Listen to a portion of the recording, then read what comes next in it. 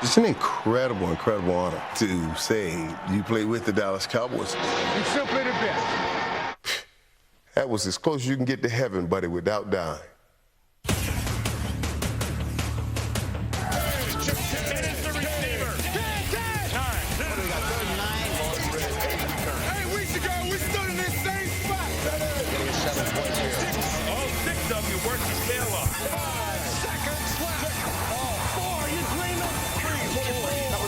Number three. Evidently 2 pushing 2 weeks.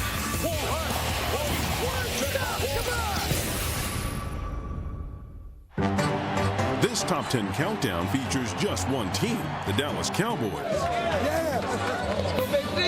The Cowboys' past success and high profile is what makes this show possible. I think that that's fair to do the Cowboys and not the Buccaneers or the Bengals. They are the Dallas Cowboys, America's team.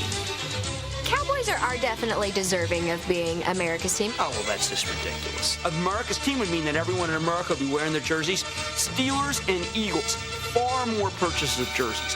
They're empirically not America's team. We realize not everyone is a Cowboys fan. There's so much hatred. Like them or not, the Cowboys have a unique lineage of legendary players and personalities. Well, there's readers and thinkers and double scotch drinkers and soda straw manglers and bar napkin stranglers and teasers and criers and high rolling flyers. Today, we're counting down the top 10 Dallas Cowboys of all time. If you are from anywhere outside of Dallas, it's going to make you want to puke. If you're from Dallas, you're thinking one of two things. You're thinking either, why stop at 10? Or you're thinking, why not just call it the top 10 greatest NFL players of all time, because they'd all be Cowboys, right? This list is more than just the 10 best athletes who happen to sport the silver and blue. We still have these identifiable players who meant more to us than just the guy who played well on Sunday. Guys that had an impact on the organization. So here are the top 10 men who best define what it means to be a Dallas Cowboy. The number 10 Cowboy of all time, Randy White. For me, coaching against him twice a year for 7 years might be the finest defensive player that I ever have coached against. One of the most feared defensive tackles in the history of the National Football League. But Randy White almost didn't even play defensive tackle in the NFL. They spent 2 years trying to make him a middle linebacker. Randy just unable to get himself in the right position. I don't think his body goes backwards. And as such, he wasn't a very good linebacker at all. That looked like it was going to be a poorly spent #1 draft choice on him. Once the Cowboys decided that isn't his game, let's put him on the defensive line. He's a terrific player. Our number 10 Cowboy became a Hall of Fame force who was named a first-team All-Pro 7 times. Randy White jumps on him. Randy White was ridiculous. He may not have put up these incredible numbers. I think it's because he was always double or triple teamed. One of the top 2 or 3 most dominant Cowboys, just sheer dominance every year. Randy White, you talk about a guy who was devastating. Randy White was a bagger, and if I weren't on television, I'd use a different term. Just a stone-cold nut. On game day, this meek, humble person turned into a monster. He was the manster. His name is Randy White. His nickname, Manster. We call Randy White Manster around here. It's half man, half monster. I've never been afraid of anything. And Randy White scared me. He's one of those guys, you know, if you had to pick somebody to go down the dark alley with, he'd be probably the first guy I would say, yeah, let's get it on. Let's go. He created a war on every snap. He was mean. Boy, he was tough. Randy White killed everybody every day, not just Sunday. He killed them in practice on Wednesday. He was out killing people on his off day on Tuesday. If half of the stories are true about Randy White, he's still one of the scariest people I've ever heard of. He's a super competitor. I mean, the guy has only one speed, and it's top speed. He played football as if it was life and death on every single play. I remember a play in Dallas. Scott Fitzke caught a pass across the middle, running for a touchdown. You know who caught him from behind? Randy White. Dragged him down, short of the goal line. Incredible, incredible play. A defensive lineman catching a wide receiver from behind. You wouldn't want to play 2 downs against him right now. His competitiveness was off the charts. He was physically gifted, but there were more physically gifted guys in the National Football League than him. But I don't know that there was anybody more driven on a defensive line than Randy White in the last 40 years. That's why he belongs on your list. Randy White's one of the greatest football players that ever played the sport. And for him to not be in the top 5 on this list is, in my opinion, a mistake. Harvey Martin, the Cowboys' original sack master, just missed making the list. This is beautiful Harvey Martin here in a brisk, cold Dallas, Texas. Martin's fellow pass rusher Ed Too Tall Jones also just missed the cut. For 15 seasons, Too Tall was a household name in Dallas. Danny White could have been nicknamed Just Short. White quarterbacked Dallas to 3 straight NFC championships, but lost all 3 and never escaped the shadow of Roger Staubach. Roger's a legend. Danny will never be like that. Next in our countdown is another quarterback who had a tough time in Dallas, but he is a Cowboys legend. The number 9 Cowboy of all time, Tony Romo. Let's go, Tony Romo. Tony Romo's definitely one of the best Cowboys of all time. He's not going to have the rings of Troy Aikman or even Roger Staubach, most likely. But he deserves to be in the conversation of greatest Cowboys. I'm a big Tony Romo guy. I think Tony Romo is better than a lot of people do, but not a top 10 all-time Cowboy. Absolutely not. Look at the real Tony Romo that we've seen in the last 5 years. Romo back to throw. He wants Bryant. He goes fade right side. Des Bryant, touchdown. Excellent overall player, and a guy without whom the Dallas Cowboys are probably going 5-11 every year. He heaves it down to the post to Williams, and he caught it. Touchdown, Cowboys. Tony Romo digging into the bag of tricks, just pulling away from the most dominant defensive player of the season. Let me tell you something. You don't take no you're a hell of a player. You hear me? Thanks, man. You are. I would not put Tony Romo in my top 10 Cowboys. Boy, off the top of my head, I got to think there's 10 better Cowboys than him. I mean, the stats would tell you that he's better than Aikman and Staubach. And I mean, nobody believes that, do they? By the pure numbers, he is the greatest quarterback in Cowboys history. There's no question about that. Where's he rank on the quarterback list? He's number 3 for sure, right? I mean, Roger Staubach and Troy Aikman are ahead of him, so how could he be a top 10 Cowboy? No.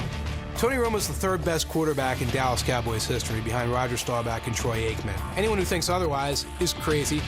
I would say Staubach, Romo, Meredith, Danny White, but I would put Romo second. Romo is ahead of a couple of those guys, but behind a couple of those guys. And when you're talking about the top 10, I would say that he doesn't make it. Tony Romo has more fourth-quarter comebacks than Roger Staubach, Captain Comeback himself. All the pressure on the left side. He drops the ball, throws, caught, win. 6 plays, 72 yards. Made it look easy. He also has more touchdowns and passing yards than Staubach and Troy Aikman. So why does he receive so much criticism? Tony Romo is one of the great misunderstood players of NFL history. Dang it! There's statistics that will tell you that he's the most clutch quarterback of the last 10 years. Looks right, now looks left, now throws a back shoulder fade to the end zone. Touchdown, Dwayne Harris. Go! Let's go! Come on! And there are other statistics that will tell you he's the biggest choker of the last 10 years. Throws it over the middle to Austin. The pass is intercepted. Bad decision by Romo. Romo just goes brain dead throwing it. He has played many great games for 57 minutes, and then the last 2 or 3 minutes come up short. Then again, he's also pulled out some miraculous games, and he's really hard to quantify. The guy wins. He's so much better in the fourth quarter than he's ever been given credit for, and I think he's one of the smarter quarterbacks that we have right now. Romo dropped it in right over Bryant's shoulder for the 3rd time tonight. Wow. I mean, if you've watched this guy play, he's a good player. And if you look at his numbers, the evidence is there that he's a good player. But in some big spots, in some big games, like end-of-the-season games to get to the postseason, he's underperformed. The ball will be spotted by Romo at the 9. Romo can't get the spot down. Romo's going to run it in. He's hit. He's not down. He doesn't get there. It's very disappointing, and I apologize to all my teammates. I take responsibility for this season coming to an end early tonight. First of all, people want to blame him for a botched extra point hold as if that matters for how good he is as a quarterback. I think that's another example of people over-magnifying the allegedly negative parts of his career. I feel like he gets more attention for mess-ups, probably because he's on the Cowboys, but... And 10 years from now, we'll look back on it and say, that guy had a hell of a career, just was never appreciated. The number 8 Cowboy of all time, Jason Witten. Hold out till you can't go no more. 60 minutes. Cowboys on 3. 1, 2, 3. Cowboys. Does Jason Witten feel right as a top 10 Dallas Cowboy? No, it doesn't. It just doesn't hit my ear right. Well, Jason Witten is the second leading tight end in almost every single category as it relates to the NFL. And then Jason Witten went all Jason Witten. Jason Witten has been one of the most productive and reliable players at his position, and he's a Hall of Famer. I don't necessarily put him in that category. He's very good. Like, I would want him on my team as opposed to not having him on my team. But I don't necessarily think I'm seeing one of the elite players. I think he's a Hall of Fame tight end. People say he didn't win a Super Bowl, so they'll hold that against him. But Jason Witten, pro's pro, shows up all the time, and he's caught a ton of passes. I think he belongs on the list. Oh, he's got Witten. Touchdown to the big man. Our number 8 Cowboy became the 12th player and second tight end in NFL history to join the 1,000 catch club. Jason Witten, 1,000 career receptions. Unbelievable career for that man. Witten has the club record for most consecutive games played, as well as being the team's all-time leading receiver. You think he's a great player, don't you? You don't even know how great this guy is. It is consistency and durability that pushes him to the top of the Cowboys' list of tight ends. He is a top tight end of all time because he was such a well-rounded tight end. Jason Witten is the model of consistency. Every time he's in a game, the numbers bear it out. He catches the ball every single game. In an era of receiving tight ends, he was such a strong blocker. Jason Witten gets a great seal block on the right side on the edge. As well as being the outlet. Whenever Tony Romo needed a completion on a third down, Witten was usually there. Caught, touchdown Cowboys. Jason Witten is part of a new breed of tight end that came up in the last 10 or 12 years that have redefined the position. One of the best in the business, up there with Tony Gonzalez, Antonio Gates. Excellent overall player. But he just seems to be getting better and better every year as an all-around tight end. He's been a force to be reckoned with for a really long time. Witten on the run, rumble big man. Jason Witten with 3 weeks worth of yardage on that play. He's done it all for the Cowboys in his career. The thing that really kind of speaks to his game is the fact that he has been so complete. He's one of the all-time greats, consistent, just piling up numbers. He's a great teammate, and he produces every single Sunday. He absolutely belongs and will be in Canton, so it's been a pleasure to watch his entire career. Some 90s Cowboys just missed making our list. Darrell Moose Johnston, who spent his entire 11-year career in Dallas, was considered. To be considered to be on the list is a compliment, in my opinion. Jay Novacek was the linchpin tight end during the dynasty days. Jay Novacek, touchdown! I don't think people really understood what Jay Novacek was to us. And Larry Allen anchored the Cowboys' O-line, clearing the path for 3 Super Bowl titles. And Dallas, your Cowboys are world champions again. Next on our list is a running back who carried Dallas to their 2nd world title. The number 7 Cowboy of all time, Tony T.D. Dorsett. Oh, man, Tony Dorsett. Love to watch him. Dorsett was an electrifying running back. I'm not a bulldog type of runner. I'm a runner that you, your grandmother, or someone else could probably enjoy watching because there's something exciting that's possible to happen at any time. He is at the 5. He scores. Touchdown. Tony had star power. And once he touched the ball, the spotlight was his. In 1977, the Heisman Trophy winner from Pittsburgh arrived in Dallas, determined to win a Lombardi Trophy. I really do believe he should be higher than number 7. When they drafted Tony Dorsett, everything changed. It's nice to be here. The Cowboys instantly became a great team when they got him. All of a sudden, everything clicks. Coach Landry comes in and he says, okay, Tony's a different type of runner, and he's going to run to what he sees. Handoff, Dorsett, right guard to the 10, to the 5, touchdown! Tony Dorsett has scored his first touchdown as a pro. From that point on, I was able to become TD and be myself. They get him in 77. Automatically, they're Super Bowl champions. Staubach has it, hands it off to Dorsett, drives, touchdown! The Dallas Cowboys are the champions of the National Football League. The first thing that comes to mind, speed and quickness. We used to call him the glider because it looked like his feet weren't touching the ground. And then when he got the ball, look out. Hands it off to Dorsett, into the secondary, to the 30, 35. Into the secondary before anybody had time to react. Catch right, watch out! The 10, the 5, Tony Dorsett, touchdown! Seemed like he had to play like that every game. A first ballot Hall of Famer, Dorsett played 11 years in Dallas, scored 92 touchdowns, and gained more than 12,000 yards. That first step was amazing. I don't know if anybody to this day had the acceleration that Dorsett had. That natural ability's there. You know, you can't teach it, you can't coach it. To the 10, goes to the outside, 5, touchdown! He's just a natural, fluid runner.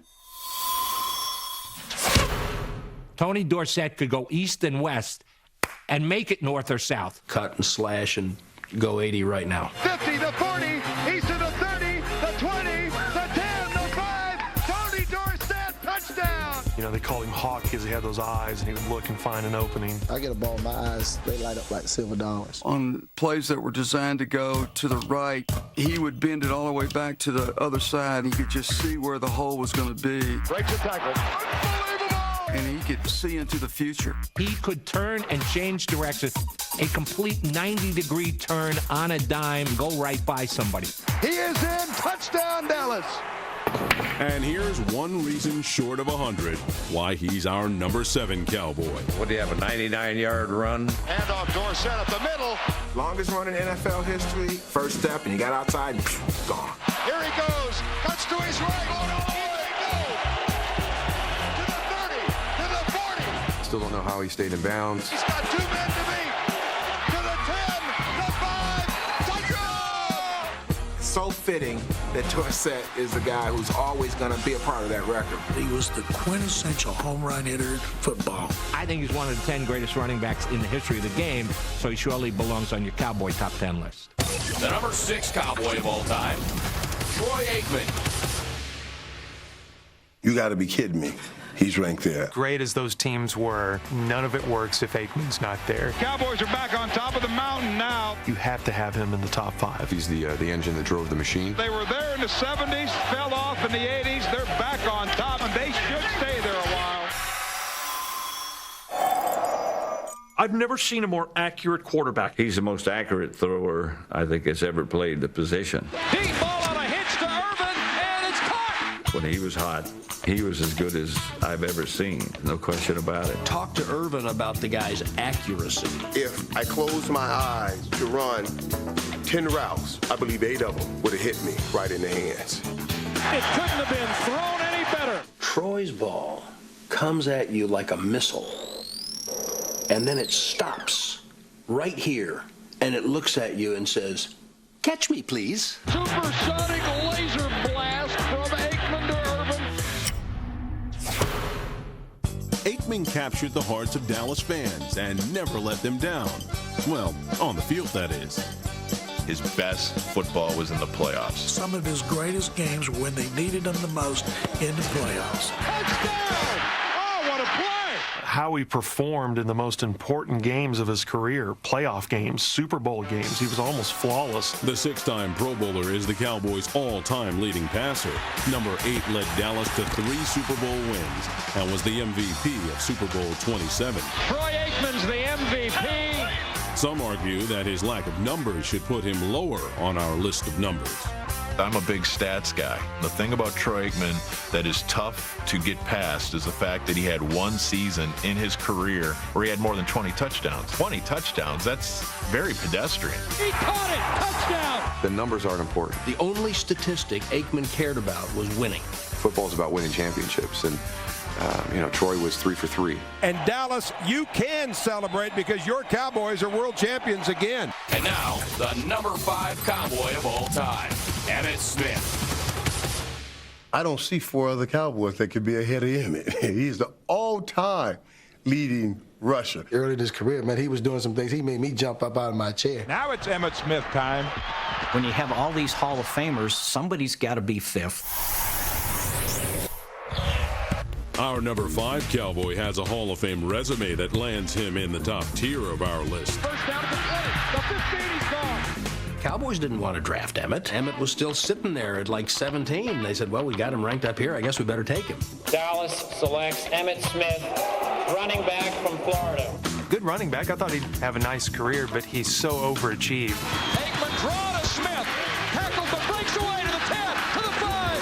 Touchdown, Emmitt Smith. And I remember the first walking in with the MC Hammer type pants, and I thought, where do we get this guy? But when he took that football field, it was like he turned into Superman. Unbelievable! Unbelievable! Emmett was an incredible warrior. There's no question our number 5 Cowboy owns the gutsiest performance in Dallas history. I watched him basically beat the Giants single-handedly with his shoulder falling out of its socket. Smith is down.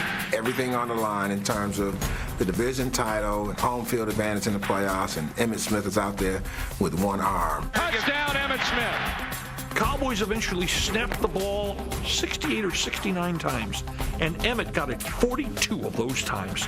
Outrageous. They'll never forget the day Emmitt Smith ran 32 times for 170 yards and caught 10 balls for 62 and did most of it with one arm. Year in and year out, no matter what pounding he took, he still showed up, he still moved the chains, he still generated the yards. The middle breaks a tackle. Emmitt Smith breaking a beheading tackle. Just a workhorse. Smith to the goal line. Touchdown, Emmitt Smith. Happy Thanksgiving, Emmitt. That was an offense built around him. Let's just put it on his back and let's go. Smith for 3, Smith for 8, Smith for 7. Now, was Emmett going 80 every time? No. Handoff, Smith coming right, trying to outrun the coverage. Emmett can't outrun Deion Sanders. Makes a cut. But he could get to that pylon first. He's going to score. And it's absolutely ridiculous. Emmitt Smith, the greatest running back in history? No. The leading rusher in history? Yes. Handoff, Smith, 35, 40-yard line. That should do it. That's the kind of an accomplishment that's impossible to overlook. Move over, sweetness. Make a place for Emmett. There's only one NFL rushing champion, and there's only one Emmitt Smith. Emmett has the numbers and the records, so why isn't he higher on our list? It just wasn't in the cards. Even though he's one of the great all-time running backs, you've got to spend your whole career with the Cowboys to be one of the top all-time Cowboys. Hurts me to this day. Shouldn't have happened. No, it doesn't matter that Emmett played for the Cardinals. People like Emmitt Smith should never have gone anywhere else to play football. You don't know how much this star really mean to me. They meant too much to the original team. How do you feel about a second Super Bowl? 2 in a row. How sweet it is. I think he is, without question, as the all-time leading rusher with the 3 Super Bowl rings, he's a top 5 Cowboy. Wow, Emmitt Smith, number 5. That means there's 4 players ahead of him. Holy cow, who could that be? The number 4 Cowboy of all time, Mr. Cowboy, Bob Lilly. Bob Lilly was the guy. He's one of the guys that's on a pedestal for Dallas Cowboy fans. I put Bob Lilly number 1 on my list. I think he's the greatest Cowboy of all time. Do you put Bob Lilly ahead of Tony Dorsett? Do you put him ahead of Emmitt Smith? I don't know, but he needs to be in the top 5. He is Mr. Cowboy. He was a team's first ever draft choice, the first All-Pro selection, the first Pro Bowl player, and is a charter member of our club's coveted Ring of Honor in Texas Stadium. He was the Dallas Cowboys. He helped this franchise go from nothing, no wins in that first year, to being Super Bowl champions. It's the greatest thing that's ever happened to me. I can't express my feeling right now. It's fantastic. He was the first guy that Cowboy fans really embraced and could really relate to, and he just seemed like the perfect first face of the franchise. Born and raised in Texas, Bob Lilly is the prototypical cowboy and a Dallas legend. They were right to call him Mr. Cowboy. It's a fitting nickname, Mr. Cowboy. He had the country accent. He had that down-home, humble aura about him. He looks like Texas. Oh, by the way, I'm a defensive tackle. It had no suntan. He was just white all over, no muscle definition. But when he put those pads on, number 74 was an unbelievable football player.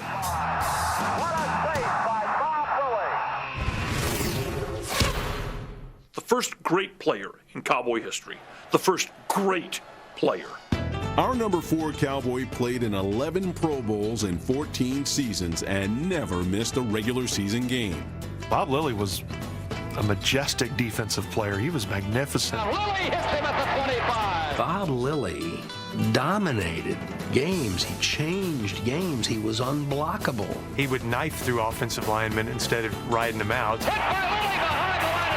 He required 2 blockers every play. He takes a handoff, and he's stopped by Lilly again. They triple-teamed Bob Lilly and still couldn't block him.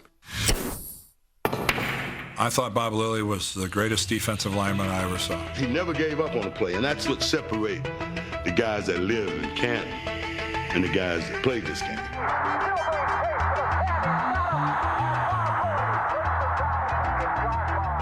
If they scored, they were going to have to crawl over dead bodies. That's how we felt. If you looked at Lilly work, if you looked at how hard he played, I think a lot of his teammates felt badly if they didn't give the same kind of effort because they realized the kind of effort Lilly gave play after play. Here's one of the great original Cowboys. He was just a phenomenal football player that really didn't have a mean streak in his body. If he had been a guy that, was really mean, they would have had to outlaw him. The anchor of the Doomsday defense was mean enough to make our list and talented enough to make everyone else's. Sporting News did their list of the 100 greatest players in NFL history. Lilly was 10th, and that was the highest ranking Cowboy. One of the greatest things I've ever heard was by Jim Brown. This is a great football player, can transcend eras. I think Bob Lilly is one of those guys. I think Bob Lilly could transcend eras. He deserves to be very high on the list. Some would say number 1 because he is Mr. Cowboy.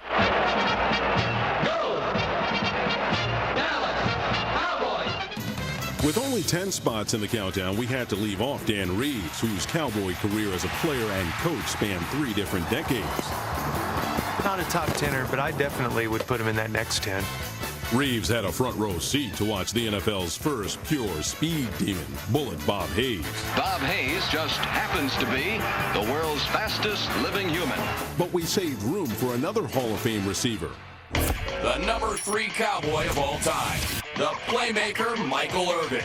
Who's 3? You are. Oh, they got me 3? Yeah. Get out of here. Are you serious? I'm serious. Who did this ranking? When you said Troy was 5 or 6 and Emery, I was like, man, did I even get in this list? You know what I mean? I got a little worried.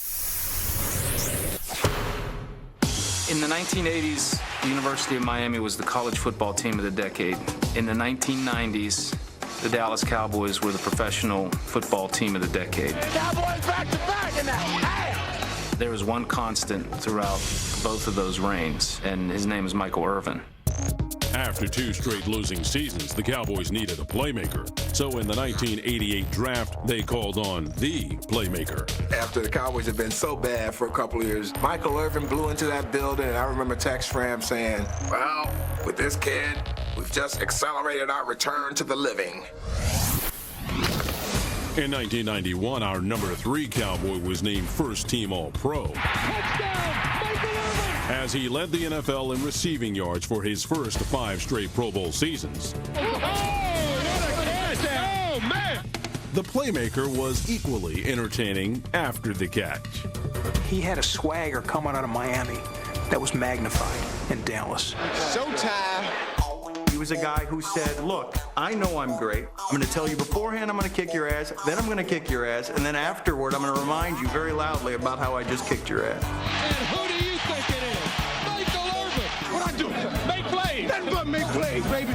Don't confuse flamboyance, enthusiasm for selfishness. He was never selfish. The most remarkable thing about Michael is he knew there are nights Michael was still out on the street at 2 or 3 in the morning. Hi, having fun. Aloha. And yet Michael would be in at 5:30 in the morning working out, and you said to yourself, when in the world does he sleep? Is it Michael Irvin or Michelangelo? He was the hardest worker on his team. For every day he wore a Dallas Cowboy uniform. He basically showed this team how to work He showed this team how to win. It was the offseason, and on the field is Michael Irvin by himself running routes. And I'm watching this guy through the window. He throws up, he sits there for a while, gets back on that line. He ran about 10, 15 more routes. His work ethic was, you couldn't match it. Every time I trained to the point of exhaustion and I couldn't go any farther, I would say, now, are you a Hall of Famer or not? In 2007, our number 3 Cowboy was inducted into the Hall of Fame. But even with a spot in Canton, not everyone agrees with his spot on our list. Michael Irvin, number 3, is a tough one. Should Michael Irvin be number 3? I know why you can make the argument, though, because Michael Irvin may have been the heartbeat of those great Cowboys teams that won 3 Super Bowls in 4 years. It's simply the best.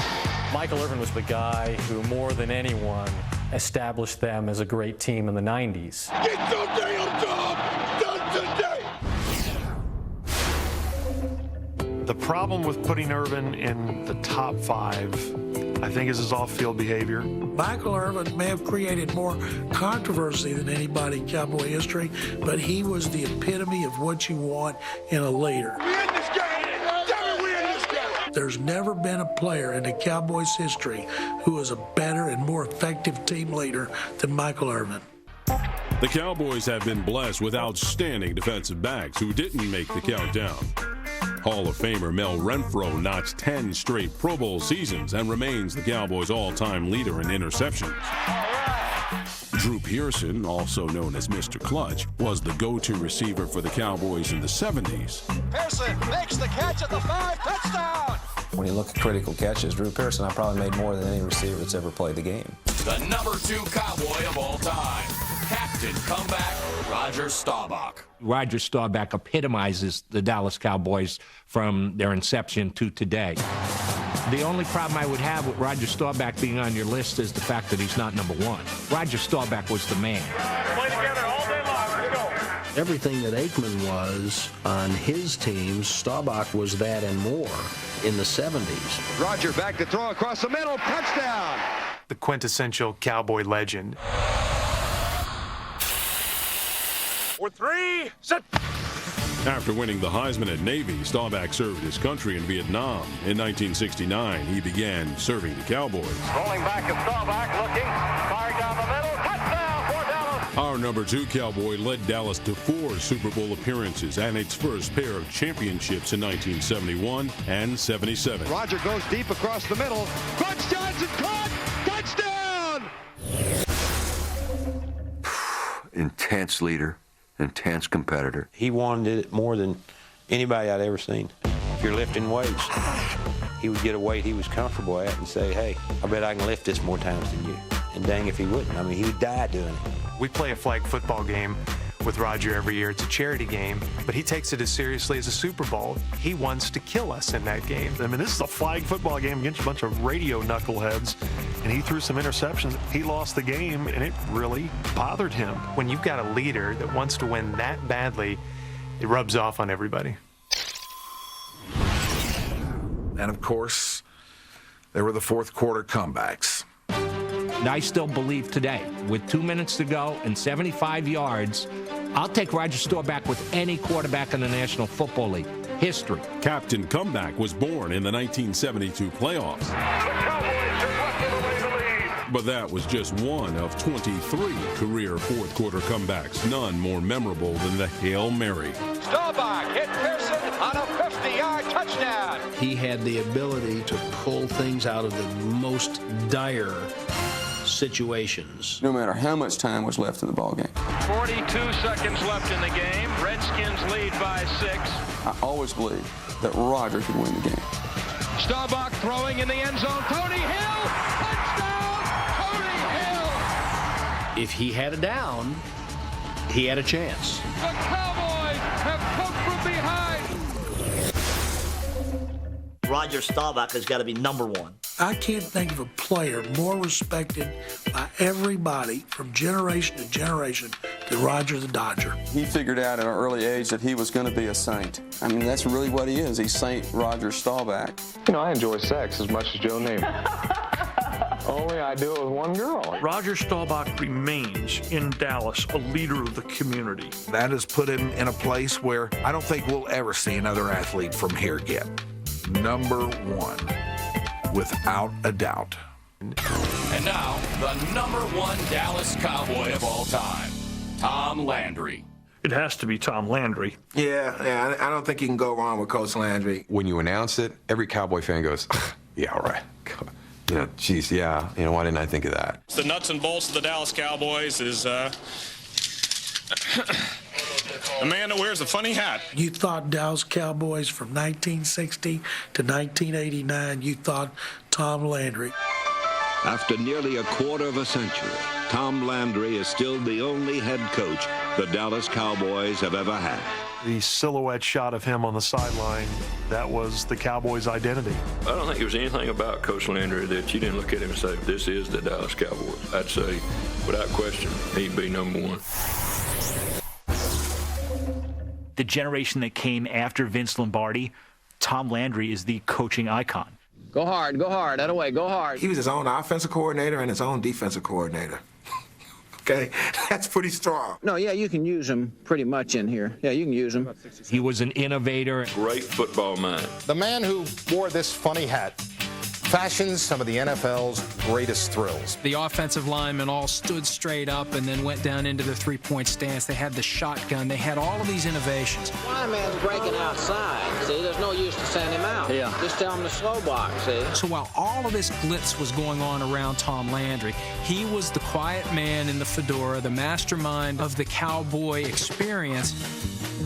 For 29 years as Dallas's head coach, Tom Landry transformed the Cowboys into America's team.